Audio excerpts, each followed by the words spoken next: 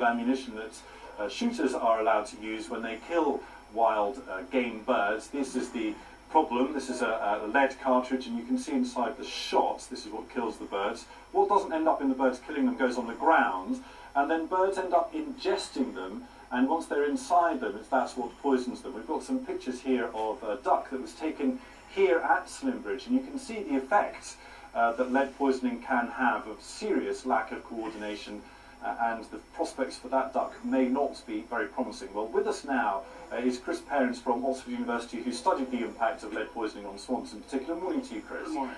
This was banned, wasn't it, using lead shot over wetland areas in England more than 10 years ago. What's the evidence that it's still causing a problem? Well, the evidence is pretty clear. If you go to the market and buy mallard, which are locally sourced, 70% of them have been killed with lead shot.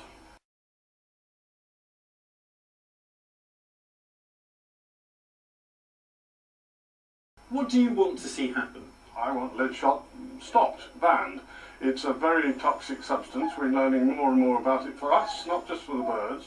It shouldn't be used.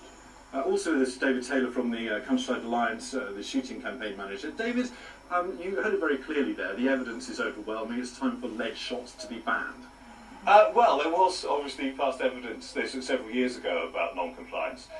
We've had rules in for about 10 years now, and compliance is getting better and better. The regulations are there to protect the birds, to make sure this doesn't happen.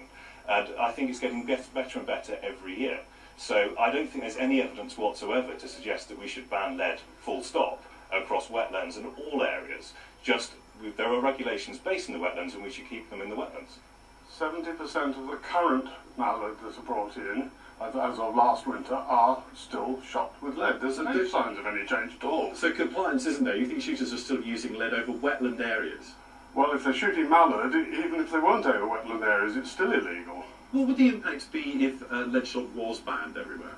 Well, it would have a huge impact for shooting. Shooting itself is an industry that's worth about £1.6 billion to the UK economy. The alternatives that are available don't match on price. Lots of people wouldn't shoot as much, and I think it would have a big impact on the rural economy and the amount of conservation work that is done by shooting interests. Chris? I just don't think that's true at all. I mean, we had the same precision with angling, and they said, oh, we couldn't do this, couldn't do that. OK, we didn't have guns with the angling, but, you know, the industry is there. We're not trying to stop it at all, and it will adjust, but only if it's forced to. There are alternatives on there, David. Why can't you use steel? Steel is a very different subject. The problem is most guns that we've got on the market today aren't capable of using steel. And you know, if we were to change to alternatives such as steel, lots of people who do shoot would have to buy new guns. It would be a very expensive exercise, and I think people would stop shooting before they do that. David, Chris, thank you both very much for running out of time. Just a flavour of the ongoing debate that there is with campaigners saying they do want lead shot banned completely, shooters saying no, they don't want it. Back to you. All right, Graham.